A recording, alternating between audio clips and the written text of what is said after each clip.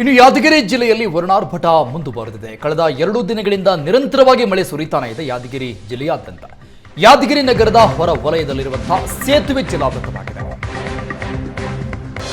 ನಿರಂತರವಾದಂತಹ ಮಳೆಗೆ ಯಾದಗಿರಿ ಜಿಲ್ಲೆ ಹೈರಾಣಾಗಿದೆ. ಯಾದಗಿರಿ ನಗರದ ಹೊರ ವಲಯದಲ್ಲಿರುವಂತಹ ಸೇತುವೆ ಜಲಾವೃತವಾಗಿದೆ. ಈಗ ಸೇತುವೆ ರಸ್ತೆ ಮೇಲೆ ತಗ್ಗು ಗುಂಡಿಗಳು ಅದರದ್ದೇ ಕಾರ್ಬಾರಾಗಿದೆ. ದೊಡ್ಡ ದೊಡ್ಡ ಗುಂಡಿಗಳಿಂದ ವಾಹನ ಸವಾರರು ಬೇಸತ್ತು ಹೋಗಿದ್ದಾರೆ. ಹೆದ್ದಾರಿ ಪ್ರಾಧಿಕಾರದ ವಿರುದ್ಧ ಸವಾರರು ಆಕ್ರೋಶ ವ್ಯಕ್ತಪಡಿಸ್ತಾ ಇದ್ದಾರೆ. ದೃಶ್ಯದಲ್ಲಿ ನೋಡಬಹುದು ನೀವು. ಈ ರೀತಿಯಾಗಿದ್ರೆ ಸಹಜವಾಗಿ ಆಕ್ರೋಶ ವ್ಯಕ್ತವಾಗುತ್ತೆ.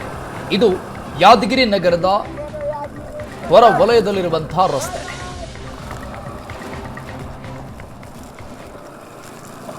ಯಾದಗಿರಿ ಜಿಲ್ಲೆಯಿಂದ ಕಳೆದ 2 ದಿನಗಳಿಂದ ಸುರಿತಾ ಇರ್ತಕ್ಕಂಥ ಧಾರಾಕಾರ ಮಳೆಯಿಂದಾಗಿ ಈಗ ರಸ್ತೆಗಳು ಹಳ್ಳಕೊಳ್ಳಗಳು ಸಂಪೂರ್ಣವಾಗಿ ಕೂಡ ಈಗ ಮುಳುಗಡೆ ಆಗಿರ್ತಕ್ಕಂಥದ್ದು. ಜೊತೆಗೆ ಏನು ಯಾದಗಿರಿ ನಗರದ ಹೊರವಲಯದಲ್ಲಿರ್ತಕ್ಕಂತಹ ಸೇತುವೆ ಮೇಲೆ ಟ್ರಾಫಿಕ್ ಜಾಮ್ ಕೂಡ ಈಗ ಶುರುವಾಗಿರ್ತಕ್ಕಂಥದ್ದು. ಯಾಕಂದರೆ ಏನು ಸೇತುವೆ ಮೇಲೆ ಇರ್ತಕ್ಕಂಥ ತಗ್ಗುಗುಂಡಿಗಳು ಸಂಪೂರ್ಣವಾಗಿ ಕೂಡ ರಸ್ತೆ ಸಂಚಾರ ಮಾಡ್ತಕ್ಕಂತಹ ವಾಹನ ಸವಾರರನ್ನು ಕೂಡ ಹೈರಾಣಾಗಿ ಮಾಡಿರ್ತಕ್ಕಂಥದ್ದು. ನಿಮಗೆ ಆ ದೃಶ್ಯವನ್ನು ತೋರಿಸ್ತಾ ಹೋಗ್ತೀವಿ. ನೀವು ದೃಶ್ಯದಲ್ಲಿ ಕೂಡ ಗಮನಿಸ್ತಾ ಇದ್ರೆ ಇದು ಏನು ಸಿಂದಗಿ ಹಾಗೂ ಕೋಡಂಕಲ್ನ ರಾಜ್ಯ ಹೆದ್ದಾರಿ ಆಗಿರ್ತಕ್ಕಂಥದ್ದು. ಇದು ಪ್ರಮುಖವಾಗಿ ಶಹಾಪುರ, ಸುರಪುರ, ಯಾದಗಿರಿ ಸೇರಿದಂತೆ ಈ ಒಂದು ರಸ್ತೆ ಮಾರ್ಗವಾಗಿ ಹೈದರಾಬಾದ್ ಮೂಲಕವೂ ಕೂಡ ಸಾಕಷ್ಟು ವಾಹನಗಳು ಕೂಡ ಸಂಚಾರ ಕೂಡ ಆಗ್ತವೆ. ಈ ಒಂದು ಸಂಚಾರ ಆಗ್ತಕ್ಕಂಥ ಭೀಮಾ ನದಿಗೆ ಅಡ್ಡಲಾಗಿ ನಿರ್ಮಿಸಿರ್ತಕ್ಕಂಥ ಈ ಒಂದು ಸೇತುವೆ ಈಗ ಸಂಪೂರ್ಣವಾಗಿ ಟ್ರಾಫಿಕ್ ಜಾಮ್ ಉಂಟಾಗಿರ್ತಕ್ಕಂಥದ್ದು. ಯಾಕಂದರೆ ಸಾಕಷ್ಟು ರೀತಿಯಿಂದ ಕೂಡ ಜೀವಕ್ಕೆ ಅಪಾಯ ಉಂಟು ಮಾಡ್ತಕ್ಕಂತಹ ಹಲವು ತಗ್ಗು ಗುಂಡಿಗಳನ್ನು ಕೊಂಡಿರ್ತಕ್ಕಂಥ ಒಂದು ಸೇತುವೆ ಮೇಲೆ ಕೂಡ ಸಾಕಷ್ಟು ಜೀವಕ್ಕೆ ಅಪಾಯ ಉಂಟು ಮಾಡ್ತಕ್ಕಂಥ ತಗ್ಗು ಗುಂಡಿಗಳು ಇರ್ತಕ್ಕಂಥದ್ದು. ನಿತ್ಯವೂ ಸಹ ಜನರು ಹೈರಾಣ ಆಗ್ತಕ್ಕಂಥ ಪರಿಸ್ಥಿತಿ ಉಂಟಾಗಿರ್ತಕ್ಕಂಥ. ಇಲ್ಲಿ ವಾಹನ ಸವಾರಿದರೆ ಮಾತಾಡ್ತೀನಿ ಸರ್. ಈಗ ನೀವು ಬಂದಿದ್ರಿ ಭೀಮಾ ನದಿಯ ಬ್ರಿಡ್ಜ್ ಮೇಲೆ ಯಾವ ರೀತಿ ಸಮಸ್ಯೆ ಆಗ್ತಿದೆ ವಾಹನ ಸಂಚಾರಕ್ಕೆ? ಎಲ್ಲ ರಾಜಕಾರಣಿಗಳು ನೋಡ್ಕೊಂಡು ಕೇಸಿ ಹೇಳ್ಬೇಕು ಮುಂದೆ ಏನು ಕೆಲಸ ಮಾಡ್ಬೇಕು ಏನಿಲ್ಲ ಅಂತೇಳಿ ಗೊತ್ತಾ. ಎಲ್ಲ ಎಷ್ಟು ತ್ರಾಸ ಎಷ್ಟು ಹಿಂಸೆ ಮಾಡ್ಲಕತ್ತಾರ ಪ್ರಯಾಣಿಕರು ಎಲ್ಲ ಎಲ್ಲರೂ ಗಾಡಿ ಓಡಾಡ್ಸೋರು ಭಾಳ ಸಮಸ್ಯೆ ಆಗ್ಯದ. ಆದಷ್ಟು ತುರ್ತು ಮಾಡ್ಬೇಕು. ಇದನ್ನು ಅತಿ ಅವಶ್ಯಕತೆ ಇರುತ್ತೆ ಬ್ರಿಡ್ಜ್ ಗೊತ್ತಾ. ಎಲ್ಲ ದೊಡ್ಡವರಿಂದ ಸಣ್ಣವ್ರು ಹಿಡ್ಕೊಂಡು ಕೇಸಿನ ಅವಶ್ಯಕತೆ ಐತಿ. ಇದ್ರಾಗ ಎಷ್ಟು ಗೋಳಾಟ ನೋಡು. ಒಂದೊಂದು ವೆಹಿಕಲ್ ಬರ್ಬೇಕಾದ್ರೆ 1 ಗಂಟೆ ಬೇಕಾಗತ್ತೆ. ಇಷ್ಟೊಂದು ತೊಂದರೆ ಆದ್ರೂ ಮತ್ತು ಇವ್ರು ಏನು ಮಾಡಲ್ಲ ಅಂದ್ರೆ ಏನು ಎದಕ್ಕಂತ ರಾಜಕಾರಣಿಗಳ ಉದ್ದೇಶ ಮತ್ತು ಜಿಲ್ಲಾಡಳಿತನೂ ಏನು ಮಾಡ್ತದಂತ.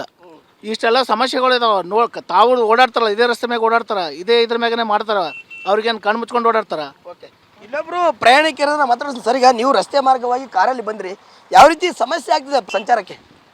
ಸರ್ ಸಂಚಾರ ಅಂದ್ರೆ ಅಲ್ರಿ MLA ಅಂತೂ ಥರ್ಡ್ ಕ್ಲಾಸ್ MLA ಈಗ ಹೋಗ್ಬೇಕಾದ್ರೆ ನಾವು ಚಂಬರ್ ಹೊಡ್ಕೊಂಡು ಹೋಗಿ ನನ್ನ ಕಾರೇ ಚಂಬರ್ ಹೊಡೆದದ. ಇದ್ರನ್ನ ಅಧಿಕಾರಿಗಳು DC ಕೇಳಬೇಕು. ಅದು ಮೇಂಟೆನೆನ್ಸನ್ನು ಮಾಡಬೇಕಲ್ಲ ಸರ್. MLA ಇದ್ರನ್ನ ಸತ್ತಂಗ, ಮಿನಿಸ್ಟ್ರಿ ಇದ್ದಾಗ ಸತ್ತಂಗ. ಇಲ್ಲಿಂದ ಯಾದಗಿರಿಯಿಂದ ಹಿಡಿದು ಖಾನಾಪುರ ತನಕ ಇದೇ ಪರಿಸ್ಥಿತಿ ಆದ್ರಿ. ಹಿಂಗಾದ್ರೆ ನಾವು ಸಾರ್ವಜನಿಕರು ಹೆಂಗೆ ಮಾಡಬೇಕು? ಧನ್ಯವಾದ.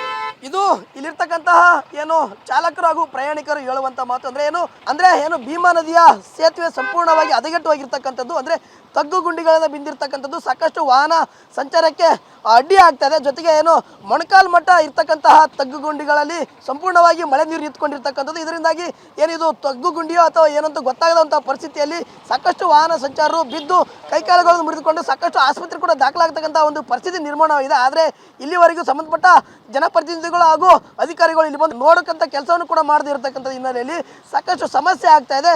ಸಂಬಂಧಪಟ್ಟ ಅಧಿಕಾರಿಗಳು ಕೂಡಲೇ ತಾತ್ಕಾಲಿಕವಾಗಿ ಈ ಒಂದು ಬ್ರಿಡ್ಜ್ ಅನ್ನು ದುರಸ್ತಿ ಮಾಡ್ತಕ್ಕಂಥ ಕೆಲಸ ಮಾಡಬೇಕೆಂಬ ಮಾತುಗಳನ್ನು ಕೂಡ ಹೇಳ್ತಾ ಇರುವಂಥದ್ದು. ಕ್ಯಾಮರಾಮನ್ ರಫೀದ್ ಜೊತೆ ಪರಶುರಾಮ್ ಮೈಕ್, ನೇಷನಲ್ ಸುವರ್ಣ ನ್ಯೂಸ್, ಯಾದಗಿರಿ.